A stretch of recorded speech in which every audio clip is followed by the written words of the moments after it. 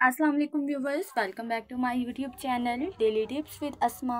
आज के इस वीडियो में हम आपको बताएंगे अलवाज़ नाम का मतलब और इसके बारे में दिलचस्प मालूमात। अलवाज़ नाम का शुमार लड़कों के नामों में होता है।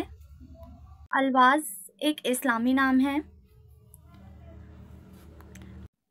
अलवाज़ नाम की इब्तदाई तारीख अरबी ज़ुबान से निकलती है। अलवाज़ नाम के लड़कों के लिए खुशकिस्मत नंबर 8 माना जाता है। माहिरीन के मुताबिक अलवाज़ नाम के लड़के बहुत निडर होते हैं। अलवाज़ नाम का मतलब है बादाम। अल्फाज नाम के लड़कों के लिए खुशकिस्मत दिनों में सोमवार और जुमे का दिन शामिल है। अलवाज़ नाम के अफराद के लिए मुवाफिक रंगों में नीला, सब्ज़ और सफ़ेद रंग शामिल हैं। अलवाज़ नाम के अफराद के लिए मुवाफिक पत्थरों में मरकत पत्थर शामिल है। खुशकिस्मती वाली धातों में हिंसों के हिसाब से चांदी शामिल है।